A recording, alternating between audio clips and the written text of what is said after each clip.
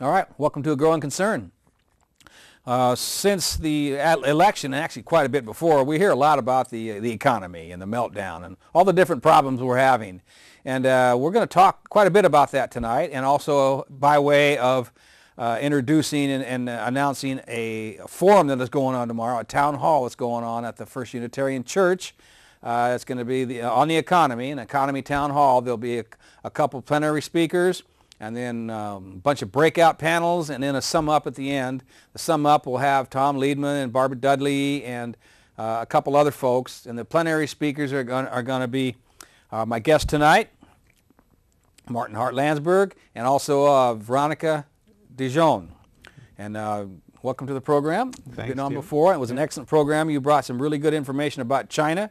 And you're professor of economics at Lewis and Clark, is Correct. it? And Correct. Veronica is a professor of sociology. Right. Is At she Portland State at Portland University. State? Yeah.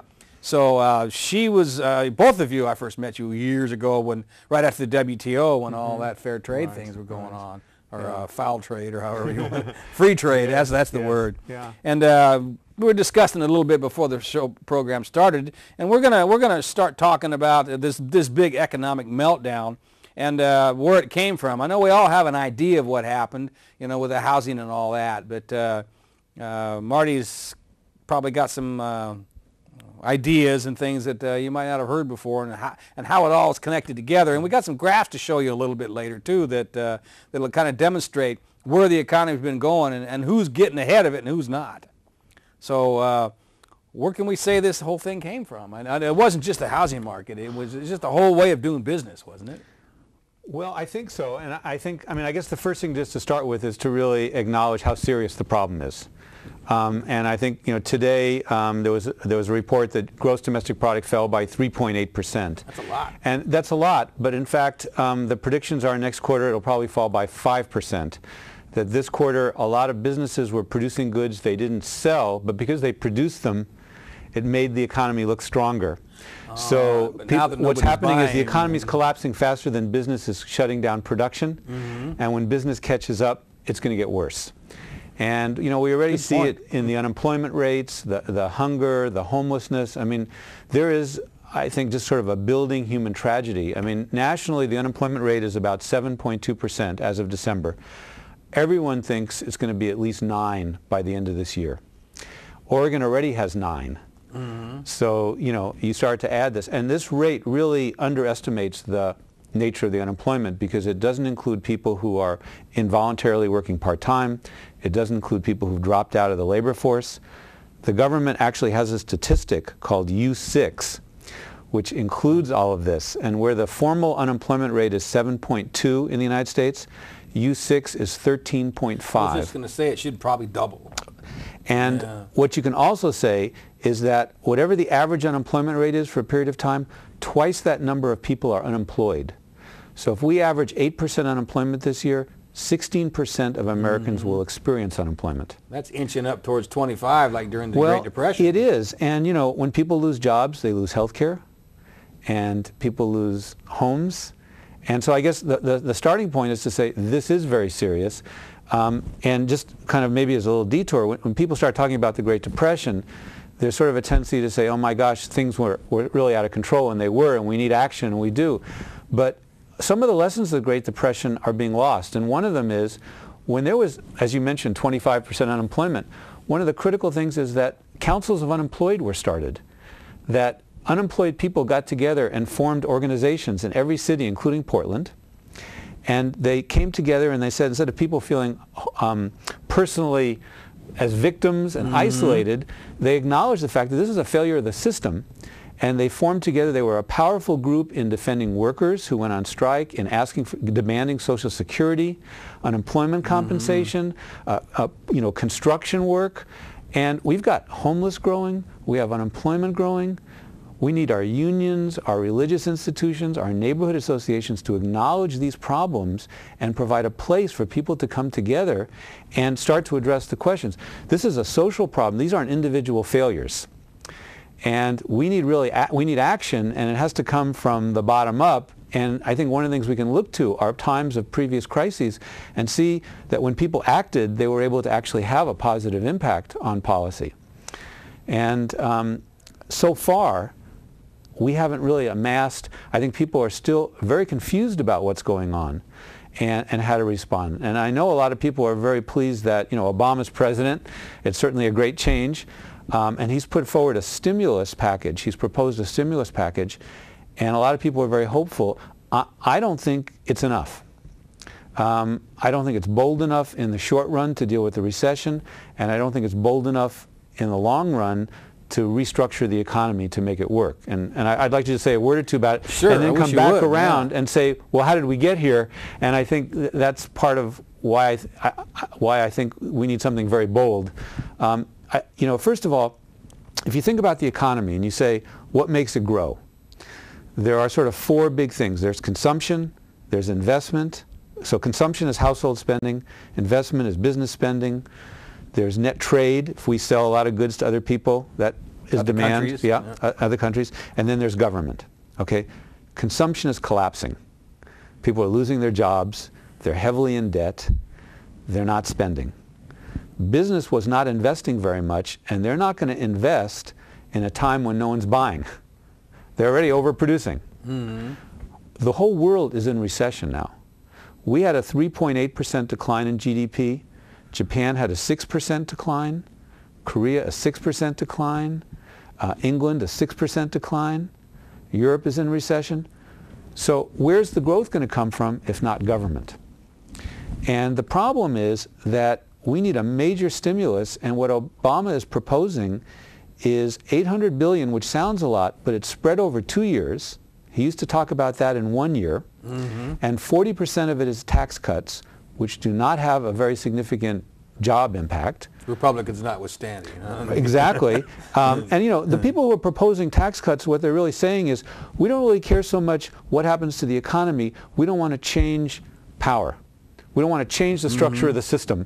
So cut taxes, the rich may get, will hang on in this process and nothing will change. Where if the government actually starts talking about spending money, then we have political questions. What do we spend it for? Whose interests? Mm-hmm. Tax cuts don't raise those questions. So I think the Republicans are willing to just let the economy collapse for the interest of people with power.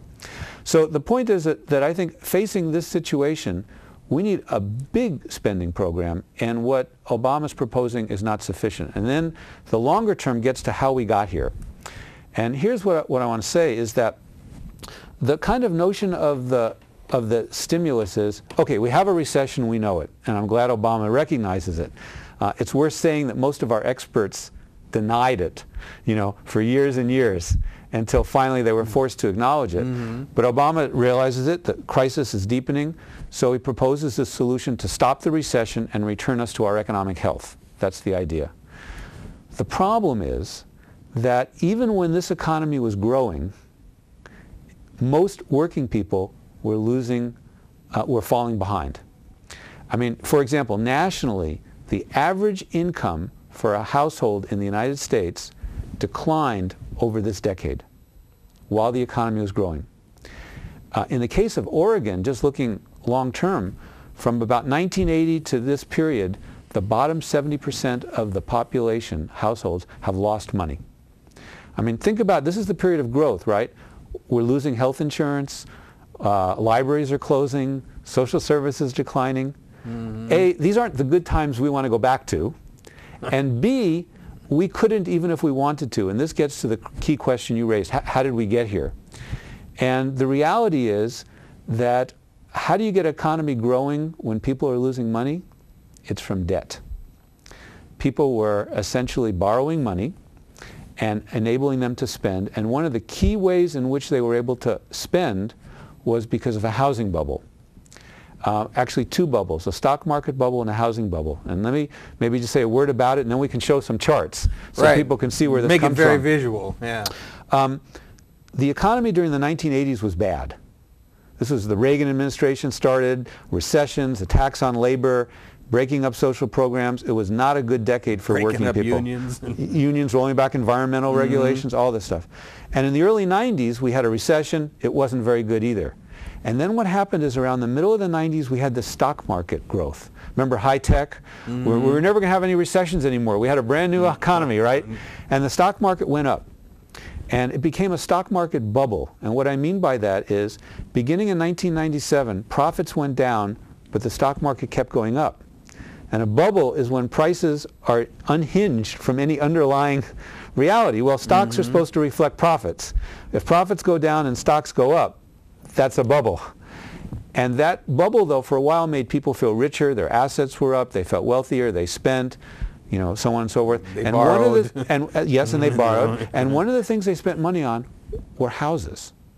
And the price of houses started to go up. Because those are always supposed to be safe. Exactly. And people wanted bigger houses. The wealthier people with the stocks, they wanted bigger houses. And then finally the stock market collapsed in 2000, and we had a recession in 2001.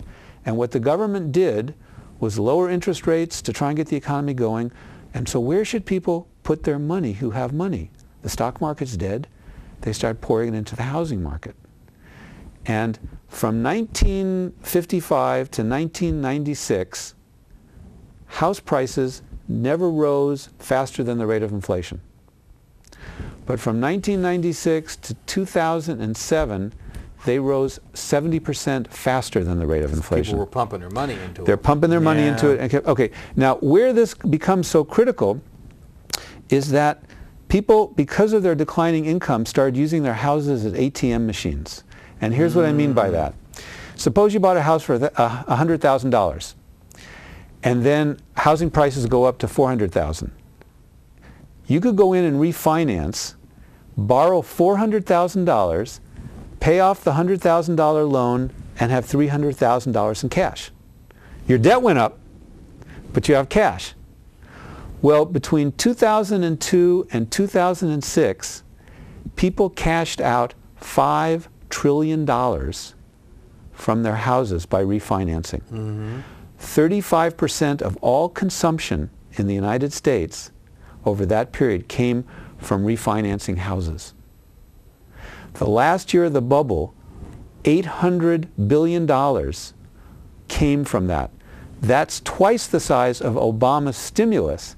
He's saying, I'm going to solve the economy with a stimulus of $400 billion a year, but we had at the height of the bubble $800 billion a year being borrowed from homes. And so, during this period, 40% of all net jobs that were created in the United States were tied to the housing market. So you have housing prices going up and up, people borrowing, spending, their incomes are falling, but they're spending, until at some point that bubble had to burst, and it did, because a lot of the loans that were made were very adjustable rate loans. There were subprime loans. There were a thing called liar loans, where people were no documentation, and the prices went up. People were buying homes. They were encouraged to buy homes. They were encouraged to get into these sometimes rotten mortgages, and at some point the construction industry starts to grow fast, and supply starts to catch demand. At some point the interest rates start to rise, because a lot of these housing loans had teaser rates, low interest for a few years. They go up. Whatever the reason, eventually prices started to fall, and the economy started to slow, and then people found they couldn't make their payments, and we had like 3 or 4 million foreclosures, and the bubble starts to collapse, and people lose their jobs, and they lose their income, and then they can't pay their mortgages, and when they can't pay their mortgages, the banks and the financial institutions go down, and what's happening now is an unwinding of this debt economy. Now, what does that mean in terms of the question that we're talking about? Suppose you stop the recession. What next? The only reason we had growth was because of bubbles. If we don't have the bubbles, we're facing a period of long-term stagnation. We have to go a lot further back to start over, is what you're saying. Well, we can't just go back to the beginning of the recession. Right, but right, exactly. And before that recession, the fact is that we had encouraged the buildup of an economy that was not stable. And what that means is that what we need is a program that not only stops the recession, but creates the basis for something new. That the structure we have is the problem. Maybe we could just show some of these charts what the problem has been. So we'll get the first graphic up here, and then we'll take it from there. All right. There we go. Okay, so this graph looks at financial profits as a percent of total profits. And what you can see if you're looking at the bottom lower part there is that in the 60s, finance was only about 15% of total profits in the U.S. economy. And by 2005, which is the last part, it's over 40%. That debt process, where it starts going up here, is when people's income, in the middle of that chart, when people's incomes are being squeezed. This is the Reagan attack in the middle. People's income are being squeezed, and they start needing to borrow more money, and then the housing bubble. And so our whole economy starts to become dependent on debt.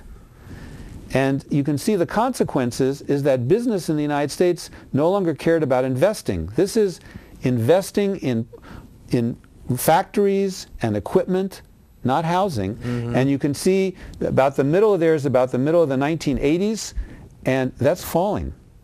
Because essentially within our economy, there's no longer a commitment to actually produce goods and services, but everybody is moving to make profit on debt. And a lot of these goods and services are going overseas. U.S. companies are moving, or they're buying from overseas. Mm-hmm. And so the U.S. economy is being restructured.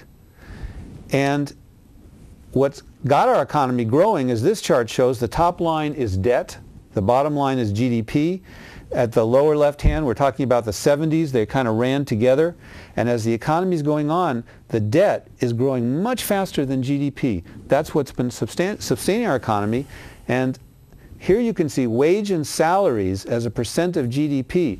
You see that line, which starts in the 60s and goes to 2005, has been falling pretty darn straight. It's just about zeroed out. Exactly. I mean, well, it goes down to like 46, but this is extremely low. And what that means is that this economy is not the one that we want to go back to, because it's an economy that's become so dependent on finance, has shown no commitment to investing in the production of real goods and services, mm-hmm. has lowered people's wages, which has encouraged them to be based on debt, which is exactly what the people who want to profit from are hoping for. Mm-hmm. And it continued to grow because debt was possible. And then let me just show the last one. This is what a housing bubble looks like. This line there shows the real price of homes.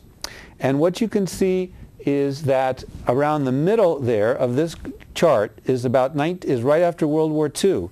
And from about the 50s, from the middle, all the way to about the 90s, that line is pretty straight. And at the very end of that line, you see that line shooting up, about 70 or 80% above the rate of inflation. Historically, never before seen. And one of the tragedies is that prices so far have only come down about half. Like gas, you know. Right. Yeah. So these home values are going to fall by as much as they've already fallen. And that means there are going to be more people going to lose their homes. That means that the industry is going to collapse more. That means people's wealth is going down. Mm-hmm. So the point is, when we talk about this economic crisis, it was a long time building. It was a growth that seemed good on the surface. People celebrated the U.S. economy. All of us who are working people were knowing that this isn't really perfect.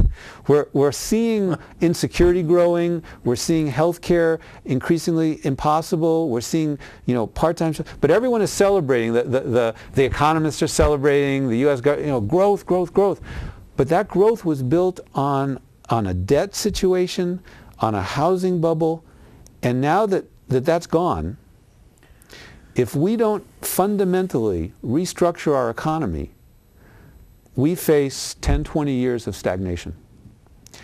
And when you think about that, and then think about Obama's stimulus, $400 billion each year, 40% of it in taxes, half of that tax breaks to business, this is not sufficient. It's not even a drop in the bucket. It does not address the problems. I mean, if we're going to reverse this, one of the critical things is not just jobs, but well-paying jobs, mm-hmm. living wage jobs. How do you end the debt? How do you end the decline and end the debt? You have to pay people. Mm-hmm. Where in the stimulus is it talking about living wage jobs? Where is it talking about restructuring work relations? If we're going to have good social services and high quality of life, we're going to have a tax base. We're going to have to be able to tax the wealthy people. You take Oregon, for example. 2/3 of all the corporations in Oregon pay a $10 minimum tax. That's all. And what does the Obama stimulus plan call for? Tax breaks for the companies, right? We have to, if we're going to finance adequately the social programs to make for a decent future, you know, health care, so on and so forth, it's going to have to come from someplace. It's going to have to come from people who have made a lot of money.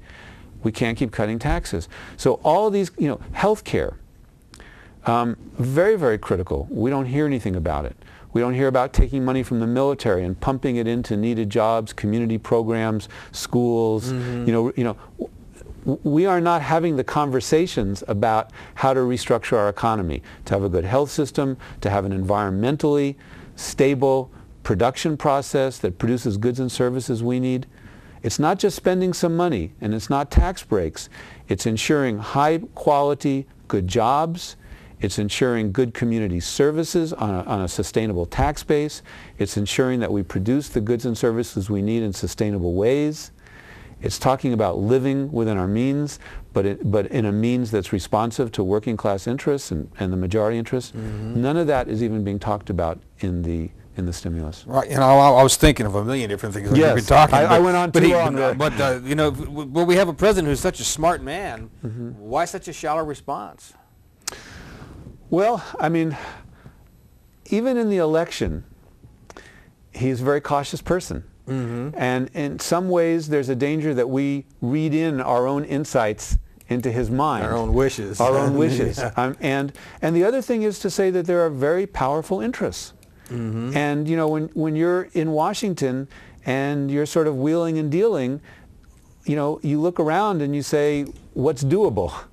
And unfortunately, you know, business leaders, I mean, we've seen this when we've had a bailout of all the banks, you know, that happened before Obama was elected president, you know, the $700 billion bailouts and all these things. What they represent is an attempt to keep the system in place. What tax cuts represent is an attempt to keep the system in place. And I'm not sure that Obama is committed to the kind of bold action to build a new system. It's a bit scary.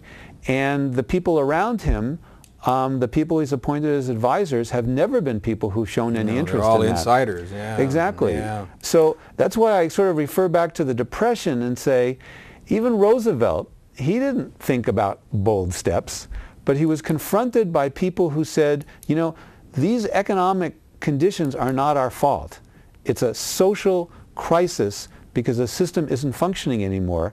And if we don't collectively get together and demand unemployment insurance, Social Security, job creation, no one's going to do it. And Roosevelt, being a smart enough person, said, oh my gosh, there's a danger of social chaos, you know, who knows what. I better try and respond. And if people had waited for Roosevelt to respond, we wouldn't be having Social Security, we wouldn't be having unemployment compensation, we wouldn't have these things. Right. So people got out and did something. And partly I think the answer is too is that I think it's only people who begin to sort of say, well, what should this new world look like? When we talk about the environment and we say, how do we live a sustainable life? What would be the nature of our transportation system? What would be the nature of our agricultural system? That's not going to come from corporations or the think tanks. Who are all locked into the petroleum. Exactly. It's going to come from people's movements. And so there's no way that people like Obama and these other people are even connected to those movements to sort of see what those ideas, we have to shape those ideas. And that's our challenge. And I think, you know, what I'm excited about the teach-in you mentioned on Saturday is people from all those different interests are going to come, and that's the start of the conversations that I'm hoping will begin to empower us and move us ahead. Otherwise, I fear slowly but surely the quality of life in this country is going down. As it already has been. Exactly. And so this is a very serious situation. Very serious. You know, I was thinking when one of the you say that Obama's up against a credible political thing, and one of the things that struck my mind is like the arms manufacturing, which is the biggest chunk of money, $400 billion or whatever dollars a year. You got all those states that are providing all those weapons and all those congressmen from those states. They're not going to want to reduce that budget any. No. And so that money is going to have to come from somewhere if that's not going to be changed. And to me, that's going to be one of the biggest problems. Yeah, right I mean, there. you know, we don't need a military that's big. We spend more than half of all military spending in the world. In the world, yeah. We don't need that. We don't need it for all sorts of reasons. We could make the world safer if we had less of it, but we could put that money into things we need to rebuild this economy. I mean, again, even, you know, single-payer health care. There have been studies done that show that's a job creation system, because if you take millions of Americans who are uninsured, who are losing care or have no care, and put them in a healthcare system, you need to build clinics, you need to have healthcare professionals. Sure. You develop new things that become export items. It's already one of the few growing parts of the economy that is. Exactly. Other than McDonald's and Walmart. Exactly. And so, but you know, we don't hear those kinds of visions being called for. We don't hear people saying, let's do that. We don't hear from Washington. And I don't think we will unless we have movements that say, you know, President Obama, we're glad you're talking about stimulus. This isn't enough. In the short run, it's not enough in the long run. And the challenge for us is to figure out how we build our movements to do this. Well, we're in just 26 minutes, we've already dug in a lot deeper than you're ever going to hear on the corporate media. And the reason why is the corporate media is part of the corporations. And them and the government, a lot of people are blaming the greed of the corporations, but I was just thinking while you were talking that the government's got a large stake in what's gone wrong because of the deregulation during the Reagan eras, and the free trade has caused a lot of this. And when I forget when it was, but when they changed the rules and allowed these credit companies to double your interest, you know, for no reason, the government except for their profit. Right. The government has really set us up for this. I couldn't agree more. I mean, even when we talked about the 80s and the attack on working people was led by the government. And that's because the government is committed to a system that's only goal is profit-making, private profit-making. And we are told by economists that may be the goal, but we're all going to benefit from it. And that argument is based on a theory with lots of assumptions. And you start messing with those assumptions, or you look at reality, and what we're talking about here and what you're bringing up is pursuing that profit has not led to a system that helps us. And if we start challenging that and say, okay, forget what's profitable, what do we need? What kind of world do we want to live in? That's a threat to the capitalists and to capitalism. And I'm not sure that someone like Obama wants to tackle that problem or that question or raise it, because for one thing, he's afraid, you know, what does this mean? And so I think, you know, we have to be within our own communities first, is to get some confidence here. I mean, do we really think that private health care is the way to make a good healthcare system? Do we see evidence for that? Do we really see that, you know, private profit creates a good transportation system or energy system? And if not, I don't know if you know this, but you know who the largest stockholder of the Bank of America and Citibank is right now? No idea. We are, because of our bailouts. Oh, of course. But why aren't we saying, gee, you know, we need, you know, to retrofit and weatherize buildings. Let's make these institutions give low-cost loans to state and local governments to create businesses, to hire people at good union jobs and union wages to do this work to make our community more energy efficient. Why don't we take hold of these assets? We are bailing out the auto industry. We need transportation and wind turbines. Why don't we take the money we're going to spend for the stimulus and direct it to these industries that we then own to actually produce what we want? Why don't we start to rethink about social planning, social ownership? Things that are forward-thinking rather than... Exactly. Yeah, because then we talked about the free trade and the interest and all these different things. It didn't occur to me, but the corporate creating our intoxication with the petroleum now for what, it goes back, 70, 80 years, you know, with General Motors pulling up all the tracks and all the different things that were going on. Yeah. That was way back then is what started creating the social conditions that has brought this out, although it has been kicked off by what you say and the housing and all that. But those pieces were put into place for decades now. Yeah. And of course, it makes sense. We're not going to be able to go back to the beginning of the recession and fix that. No matter, I don't know. He's a smart man, I admit, but I don't know how much of what you're talking about he is aware of. Yeah, I mean, 'cause on some level, this is not a matter of intelligence. He is a smart guy, but it's a matter of one's vision and one's sense of possibilities. And we know lots of smart people who don't have necessarily clear visions of what a different future could look like, or they don't believe that we can create a different future. And I think you and I do. And so the question is, how do we sort of work with other people who have the skills and ability to do that? And at a minimum, I think what we need to do is force a different public conversation. Which is what this thing tomorrow is going to do. Exactly, and what your programs do. And so I think the more places that we can stimulate those conversations, to say to people, this is a crisis in the system, it's not just a matter of a stimulus solving a recession. Think back to how well our lives have been going even when the system was going well. The stress, the insecurities, the job problems, even when the economy was going up, the average incomes declined.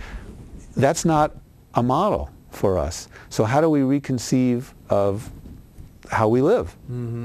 Well, like the bubble's a really good analogy for that too, because it's just like a real thin veneer with really nothing underneath it. Exactly.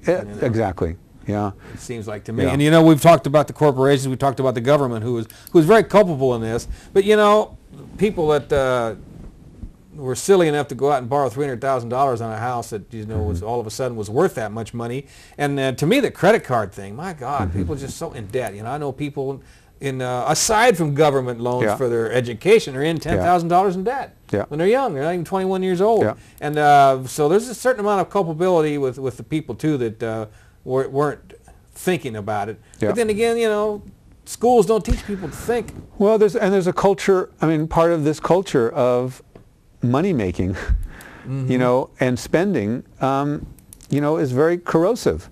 But to be clear too, part of the problem here of what collapsed this was not just people going into debt on housing, but when I showed, we looked at that first chart of finance profits. You say to yourself, well, how did so many people buy all these houses? And in the same way that credit cards are sent to everyone in their home, get a credit card, get two credit, these loans were very aggressively pushed by banks. And what made this system, the reason why we don't just have a recession, you say, oh, the housing prices went up, housing prices went down, it's a recession. Why is it so deep? Why are we talking about Great Depressions? Why isn't this just a normal recession like any other? It has to do with the financial shenanigans that undermine it. And if I can just explain that for just a second. Please do, right. Okay. That's an important part of this. Okay, so what happens is prices of houses start to go up.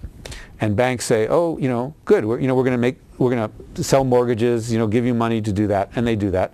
And then they find another way to make money. They say, how do we encourage more people? So we'll give adjustable rate mortgages, teaser rates, low starting interest, and we'll get you in a house, and you don't have to have down payment, and whatever. And then they start talking about subprime loans. Well, we'll make loans to people whose credit histories are bad, but we'll charge you more interest. And then they had what is called Alt-A loans, which are called liar loans, where there's no documentation. By the peak of the bubble, 45% of all mortgages were these subprime loans and liar loans. Now you say, well, why are banks loaning people money when they have a good feeling that they've created terms that aren't really good? And that is because the banks discovered that the best way to make money was to sell these loans to somebody else. And they would sell them to somebody else. Right. And so what they did, and this is back to deregulation, it used to be that banks were separate from investment houses, but the government let them merge. So what the banks would do, like Bank of America, would make a bunch of mortgages, and then they would sell 500 or 1,000 of them to their investment arm. The investment arm would package them together into a security, and they would sell the security.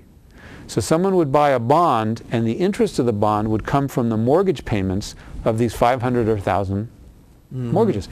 So the banks didn't care what the quality of the loans were, because they were moving out to somebody else. Because it was already in the past for them. Exactly. And they made their money on the fees. And so to them, the more the people they could get into houses, the better.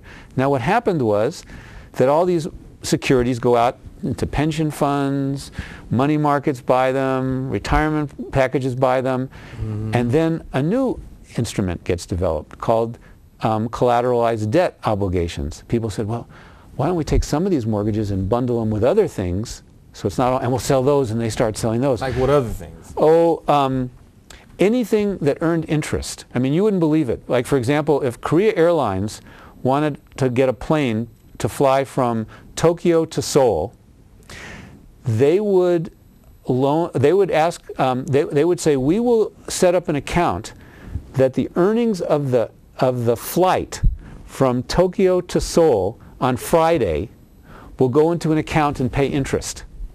Well, you got that exact. That exact. And so that's an interest payment on something, and it can go into a collateralized debt obligation. So they started packaging all these weird things together and selling them. But what was really the topper was something called credit default swaps. Now, when you bought a mortgage like this, you might say, well, I'm pretty sure it's good because Lehman Brothers sold it to me, or Merrill Lynch sold it to me, and they're such respected things. But I want insurance. And a credit default swap was insurance, and it worked this way.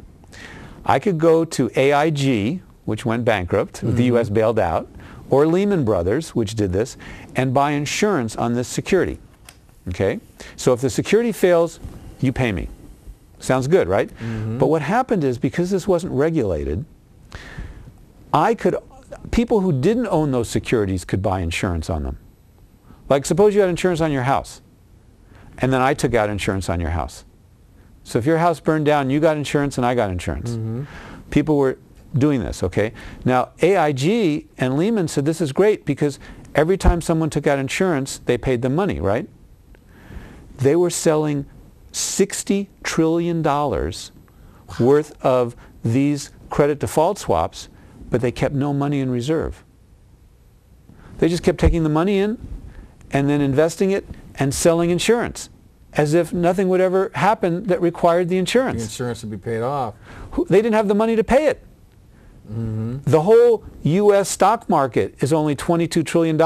They sold $60 trillion. Okay, so what happened is, when the housing market collapsed, people then said, oh, these securities aren't worth anything, and they went to Lehman Brothers and AIG and they said, pay us the insurance. They didn't have the money. Lehman goes bankrupt. Lehman owed money to money markets. They didn't have it. The money markets go, oh my gosh, what's going to happen? And so the whole credit system locked up. And that meant that firms who were suffering from the recession couldn't borrow, so they go bankrupt. So the finance under this, which is what made the housing bubble go up, meant that when the housing went down, the entire finance system becomes suspect. And that's part of the problem now. Nobody wants to invest money or lend money to anyone because they don't know, how many of these mortgage-backed securities do you have? Maybe they're worth something now, but when the housing prices go down another 50%, what happens? They won't be worth. So our whole banking system is basically insolvent, and the U.S. government has just been throwing hundreds of billions of dollars at the banks without demanding to know what's there or how to clean it up. So we're the largest stockholders of these banks, but we have no voting rights. We have no management authority. We're just giving them the money and standing aside. We need to take these banks over, see what's going on, deal with the bad loans, and reorient the system to meet our needs. And a lot of the reasons why none of this is being done is because you have these power words that quite often it's the right that is used, but not always. Oh, that's socialism, or we don't want to nationalize things. Exactly. And the people that they're watching the corporate news, they don't have a really deep idea of what that's about. They think, well, yeah, we can't do that. That's socialism. We can't nationalize this. Although I think that nationalizing things has lost some of its bite lately, since that's what we're doing. Yes, we're nationalizing without any ability to use it for our purposes. We're going to do it.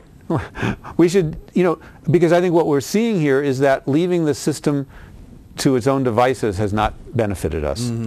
And unless we actually directly say, we have the wealth, we have the experience, we have the ability as a people, let's actually produce what we want. Let's actually loan to businesses that respect unions. Let's actually give money to industries that produce what we want instead of what's profitable.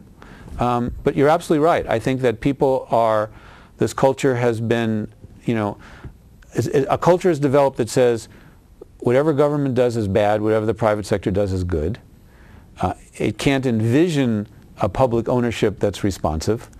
And so we're trapped in the framework of a system that is in crisis. And we have a corporate media that won't Exactly. break through that and give people any Yeah. other inklings of how it could be. Exactly. Refuses it's to and doesn't want to. Anathema or whatever the word is. Now, that's horrible. That discouraging. The only thing I can think of that Obama might be doing right is putting some money into these renewable energies. Yes. We need the renewable energy to get away from the petroleum, and we also create jobs. But it's part of the problem is it's just such a small amount. It is. I mean, if you think about it, when in the 1950s we built the highway system, federal highway system. Yeah, thanks to Eisenhower. $500 billion for just highways. That was a lot of money back then. Just for the highways. Yeah. $30 billion is what Obama's proposing now. For the highways? Yeah. That Highways. includes bridges? Yes. That's nothing. That's a couple bridges. Exactly. Exactly. I mean, this is a time for thinking very big. And people who worry about deficits for the government, I understand, but the government is fully capable of borrowing. Right now, interest rates for government borrowing is like almost zero. And that's because people think there's no safer place to put it than the government. Mm-hmm. And people talk about the debt of the government, but they forget the assets of the government. This is a very wealthy country. It's a very wealthy state. Mm-hmm. We need to use the money now to build the economy. If we build the economy, we earn more, the tax revenue comes in, the debt goes away, and we're healthy. If we refuse to actually spend and use government resources to help break the recession and lay the groundwork for a new economy, it's just going to be a downward spiral. And Obama does have some things at his disposal, like renegotiating NAFTA. I mean, could you talk a little bit about how that could make a difference?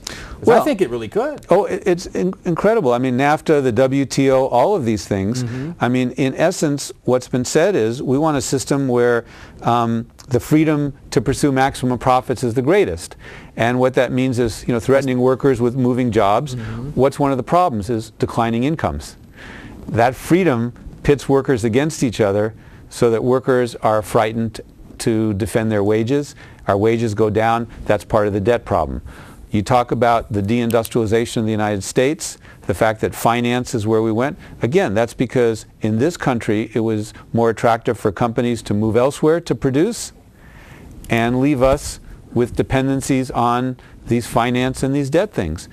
And the tragedy is not only has it been bad for the U.S. economy in terms of pushing us towards finance, lowering our wages, creating mm-hmm. insecurity, but the countries who receive this investment, like Mexico or China or other places, and get converted to these export-led economies, they're not benefiting either.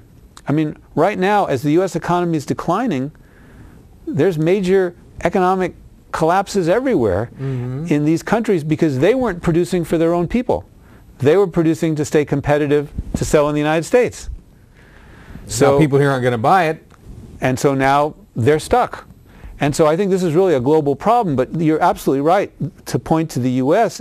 as the center. And if the U.S. were to say, wow, we've seen that this is not a sound system, we're going to start restructuring. You can start restructuring. We can restructure together. Mm-hmm. Workers in all these countries would benefit. So I think you're right. I mean, all it would take would be an acknowledgement to say that allowing, and not just allowing, the U.S. government has encouraged, because of NAFTA or because of the WTO, encouraged this kind of global mobility. That's been a very destructive part and helped to create the underpinnings for this kind of debt mm-hmm. stuff. And that's the kind of thing he's going to have to deal with. That is just one of them.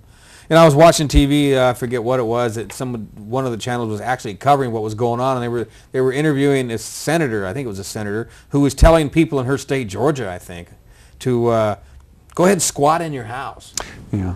Because a lot of you folks took on this one woman paid $40,000 down. Her payment went from $800 a month to $1,600 a month. Wow. She couldn't pay it. Yeah. And of course, she did not have a lawyer. And the senator was saying that a lot of these loans were probably fraudulent because they didn't have counsel. That's right. And so there's a lot going on. That's right. And that's because the banks didn't care because they were going to sell the mortgage. So all they had to do is get the signature. And no, you're right. I mean, I think there is that squatters movement. There's actually, I was hearing about a movement for homeless people to find vacant homes, and they were moving in. And actually neighbors were pleased because they would rather have someone living in the house than have it be vacant and ripe for, drug problems and other problems. But I think that kind of direct action is really healthy and really important. And I think the more of that, the greater likelihood of action. The more passive we are, the more the people at the top will hold on this ride, and they may go down a little bit, but they're going to hold on to a lot at our expense. And it's what they've been doing with their bonuses and things. Yeah, exactly. Because they haven't learned flying their airplane down to talk about how they need to bail out. And it was a $40 million jet was bought the other day. Right. All these different things. They are not really threatened by what is going on yet. No. And perhaps, like you're saying, some of these things might do that. We should probably talk, we got a quarter till here, we got less than 15 minutes. We might talk a little bit about this town hall tomorrow. There's going to be you, and we've already talked about you, and Veronica Dijon will be speaking. Later on, it'll be summed up, Barbara Dudley, Tom Lehman, who is a union leader, Teamsters, and then David Bacon and Joanne Bowman will be speaking, and from 2:45 to 4 o'clock there's going to be a bunch of different workshops. I think that's going to be a really important part of the afternoon, because there's going to be workshops dealing with things like healthcare, the Oregon economy, an environmentally healthy future, debt, third world issues, the race to the bottom issues, peace issues, anti-militarism issues, and so a chance for people to come together who have interests in these things and figure out what's going on and how to envision responses. So I think those, the sort of beginning and end where there's going to be talks laying out issues are really important, but that middle part where people can apply that and draw on their own experiences and talk to each other, and given all these workshops, I think there's going to be issues for everyone to engage that's going to be really important. Like you say, building a green economy, healthcare, local alternatives to the corporate economy. That's an important one there. I think that's going to be Brush from the Tryon Life Community Farm, who has been on the program before. Tim Calvert, City Bikes, Real Wealth of Portland, Rebecca Hyman. There's so much, like I've said on this program before, there's so much alternative actions going on in this country, not just to save the environment or any of a number of thousands of groups. And some of these folks will be there to show how this is like strengthening our democracy, rebuilding the safety net, economic crisis in Oregon, ending materialism. I don't know what that one means here. Global justice, debt cancellation, why unions, stopping the global race to the bottom, like you mentioned, uniting across racial and ethnic divides. Like the right-wing radio really helps keep people divided and upset. And, left-wing radio does too. Randy Rhodes, she's mocking the right, and it just keeps people polarized into their positions. And we have a whole lot more in common, especially as things go to hell, than we do, ideologically different, it seems to me. As far as working people is concerned, for sure. Right, and then that is always how they've kept the working, it's I don't think it's the stockbrokers that are listening to Rush Limbaugh and Air America. It's people on our way to work and people, or people on our way down the unemployment office. Right. So that's just the people that need to get together. Yeah. And it's town halls like this, and then, as you say, programs and public access, community radio, like KBOO and the local newspaper, the Portland Alliance. That's where you're going to get information. You don't believe it as the Bible, but it gives you a different perspective. It fills things in. It does. And what I would encourage, obviously, is that as people attend these things, listen to these things, read these things, that they take these concerns back to their communities and have their communities become centers where people can talk about them too. And because one of the problems that we have is we're very isolated. And the kind of effort we're talking about is one that's going to have to bring us together. And so, we want religious communities to be places where people can talk, neighborhood associations, unions, libraries. You know, we should have, you know, Portland reads a book together. Let's read a book that gives a good critical perspective on the economy and have a citywide conversation about it. You know, let's find ways to bring the structural problems here out into the open and create the kind of dialogue. Do the job that the corporate media really is supposed to be doing, because they're supposed to have a certain amount of their programming dealing with local issues, and they don't do it in order to get their contracts. But their feet aren't held to the fire, and they're able to sell out and you know, to their fellow corporations, and the work's not getting done. So you know, if they're not going to do it, then we have to do it. And people have been doing a good job of it. You know, like this isn't the first type of town hall, and maybe on the economy it is, but on a lot of different issues. You've spoken before on the ones on free trade that they're usually well attended, and folks are finding out this information. And the key point is to bring it back to your family and to the community. Exactly. Because they're not hearing this. Well, we got about 8 minutes left. We went on and on and on. If we could open up the phones here if anybody wants to call up and ask a question or make a comment. You know, we're not talking about socialism here. We're talking about, you know, although I don't mind talking about socialism. No, I don't either. I was just going to send a caveat there. I don't mind talking about socialism either. But that isn't even necessarily what has to be done. All of a sudden we have to have Mao Zedong rise up or Fidel Castro rise up and cause a revolution. These things can be fixed within the system that we have now. Well, I don't know if they can. I'm more of an advocate for socialism. But I think it's a process of building something. Right. I don't think there's sort of predetermined models, but a model that speaks to organizing production around need rather than profit, that speaks to community ownership and social planning, I think is really building blocks. I call that socialism. There's a wide variety of it that wouldn't be my model.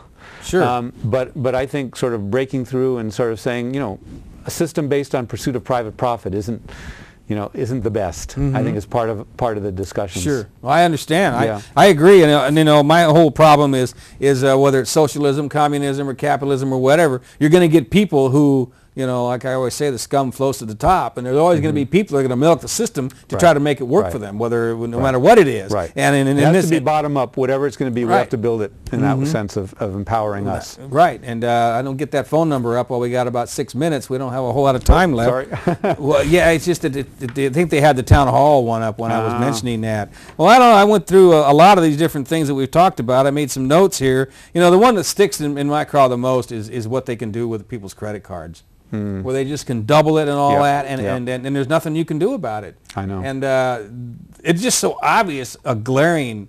It's exploitation. It's just a ripoff. Right, and it's just so glaring. But the people have allowed it to happen because they still want to go out and buy this and buy that, and they're willing to pay the interest on it in the long run. But see, you know, that's where we own these banks.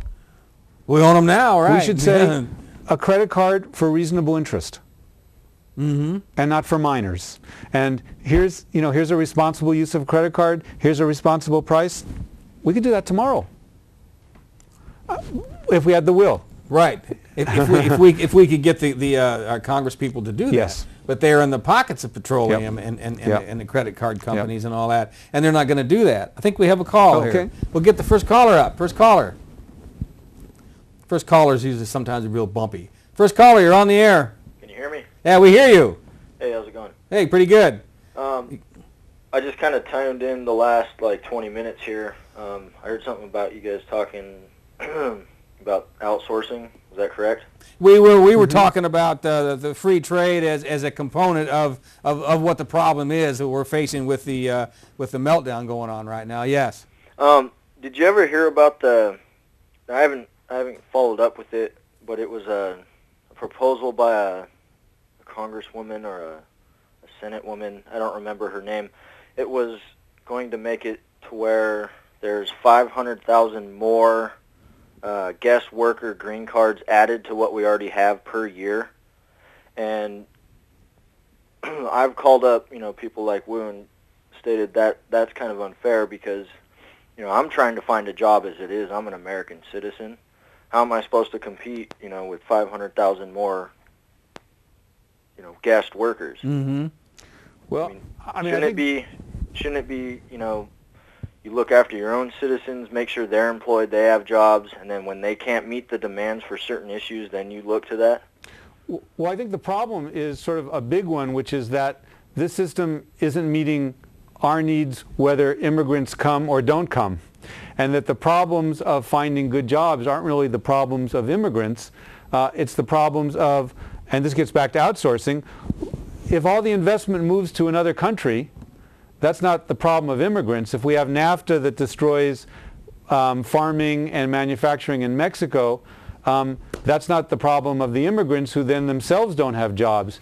And so I think the critical thing for us to say is, how do we build an economy that really works, that really provides jobs for us and lets people take control of their economies as well. So I understand that we get pitted against each other, but I think the focus in my mind for providing a situation where all of us here can have jobs and good health care and everything, the main block we face isn't the immigrants, it's the fact that we've lost control over the economic activity of the country. Well, no, I mean, the guest workers, they're not necessarily immigrants. They come here, work for 6 months or 3 years or 5 years, and then they go home. Problem is, we already have like 12 guest worker programs. Why do we need, 500,000 more? That's true. Yeah, I'm not for guest worker programs, but so in that sense I agree with you. I don't think they help the guest workers who come and are dependent only on staying employed with that company, so they get exploited, or anyone else. But even if they didn't come, the problem is this economy was not creating good jobs or enough jobs, and that problem would still stay. I appreciate the comment. We have another call. We got about 2 minutes left. Thanks, guys. Thank you. That's a good point, because that's something that's really in people's mind a lot. Yeah. We'll get the next caller up. Next caller. Hello, next caller. You're on the air. Your time's. Hello. Hello. You got about a minute. I'm sorry to say, we're almost through. So you got about a minute, caller. Hello. Oop, darn, they're messing it up here. I can't. I hear you on the phone, but I can only hear you on the TV. Oh, okay. Well, we can hear you. You got about a minute, though. Okay, if you can. Yeah, ask your question. Okay, I was just. I hope to go to that event tomorrow at the Unitarian Church. Oh, great. But I also wanted to ask Marty, is he consider himself a liberal economist? No, I don't consider myself liberal. I consider myself a radical economist. All right. All right. That's a good question. I guess. Well, do you guys have your own radical economist think tank? We do. I mean, not one in particular, but we have our own journals and our own organizations, people who are critical of this system. We're a minority, but we think we have a good argument and a good analysis.